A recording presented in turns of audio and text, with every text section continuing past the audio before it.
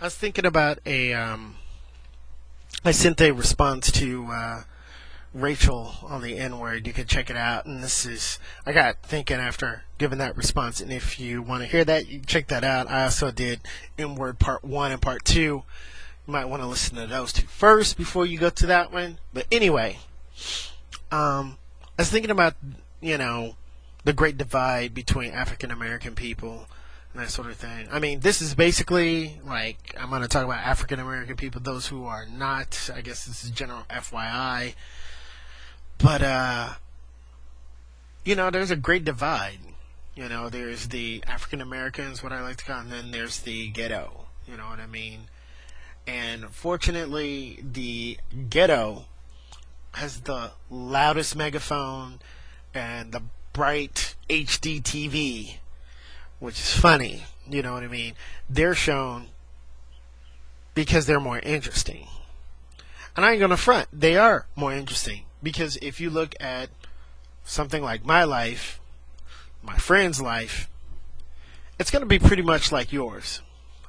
Actually, my life is pretty much almost like an Asian dude, like in fucking Korea or Japan or hell, maybe even in the Philippines. But because most of my knowledge, you know what I mean, is Afrocentric Asian. You know what I mean? It just happens that the way I talk, I get it from some of my friends. Some of my friends get it. Some of my girlfriends get it. Is that you talk white? They think you're all like whitewashed and shit like that. But you know more about your culture than they do because they talk more ghetto, right? Or they supposed to be down or whatever. Speaking is not it. It's your actions. I speak this way because I'm educated. I'm an intellectual. You know what I mean? This is how you conduct yourself on a world stage. As I've traveled many, many places and dealt with many, many ages and cultures throughout the world. You know what I mean? So I was thinking about this big divide, right? And I go, how did this happen? And I think it's integration. I really think integration fucked this up. Segregation was the answer. Segregation was the savior. And segregation should have stayed. By integrating, we didn't know what we were asking for. And the reason why we didn't know what we were asking for is because just to offend every African American out there, including myself, this is even a slam on me with like a hammer to the forehead, is that when we were sold as slaves, we weren't the cream of the crop. We weren't the best. We were, Africans didn't even want us. That's why we were sold. Some of us were taken, yes. Some of us were sold. Most of us were sold, I should say that. And then some of us were taken. There were the undesirable types. It's sort of like, for those of you who don't know, Australian has they said that Australia was built off of the criminals from freaking London.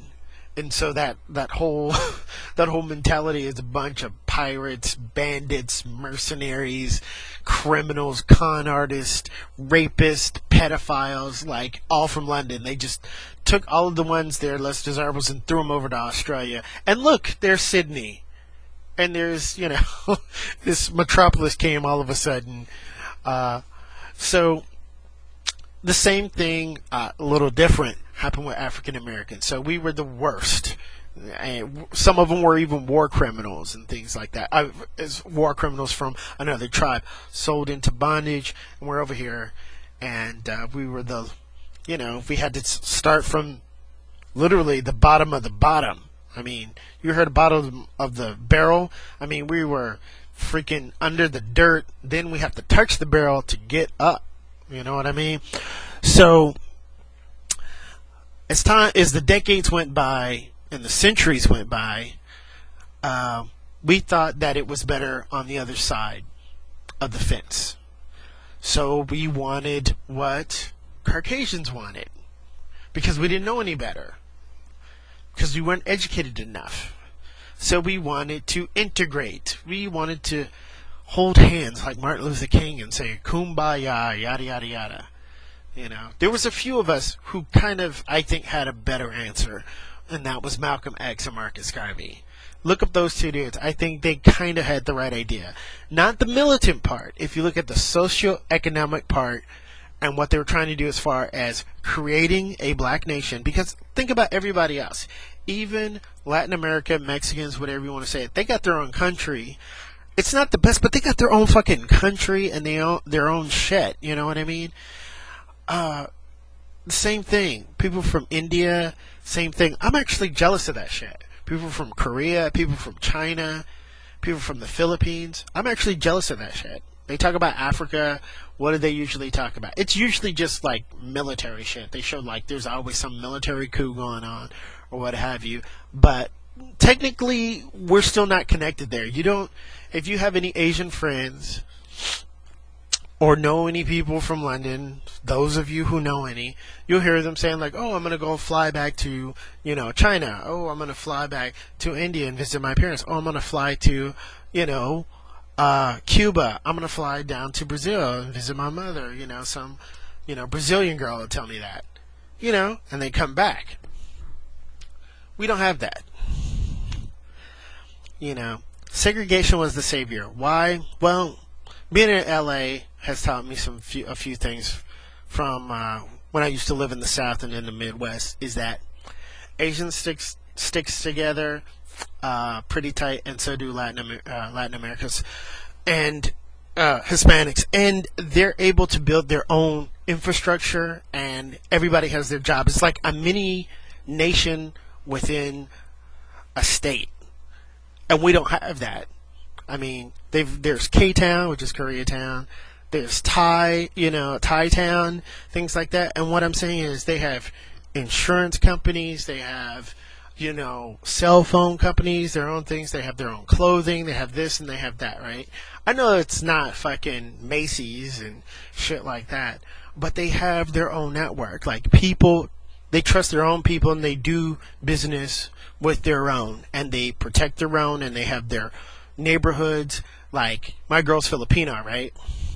And there's tons here in LA and up in San Francisco. And just to see how many different professions and all of them doing good, like, you don't really hear about Filipino actors or actresses. There's a few, that are floating around. There's one in Avatar: The Last Airbender, just in case any of y'all wanted to know. There's one right there. We actually met him, too, at a Filipino festival. But, dude, they have their own structure. We do not have that. It's because we're chasing after what Caucasians have, and I think that's the big thing. You're chasing around, and whatever scraps they're throwing at, you're taking it and going with it. And what happened is that with other cultures, they didn't want to integrate. When they got here, the Chinese created Chinatown in San Francisco, and they just said, we'll do all our shit here, whatever. Jews, they did the same thing. Italians, they did the same thing. Irish, they did the same thing. See where I'm going? Where's African American town? Where's Afritown? You know what I mean? None of that. There's maybe like a strip where there's like 3 stores and a beauty salon right across the street. But that's probably about it. But you can't go hardly anywhere in a nation where there's just a section where it's just full of African American pride and progress. Now, Atlanta would probably be the closest example of that, and there are strides right now, but for the most part, segregation would have kept us the same. Because what happened when we integrated is that we lost all of our established black businesses. You put all the people that were coming up and could have really contributed to our entire race and destroyed them. Because, check this out, my mom would tell me stories about this, and it would just sound like a fucking fantasy world. I mean, I'd look at her in awe. She grew up in a neighborhood where there were black doctors, pharmacists, a black policeman, black fireman, black insurance agent, black mechanic, black grocery store, and all of that. It was like, what? And I mean, literally, within about 15, 20 blocks. You know what I mean? Because they had to. Because they couldn't shop downtown. They couldn't get their car fixed or anything like that. So it was this this support system. They were a lot closer together back then, and we've totally lost that. And integration fucked us up. So sad.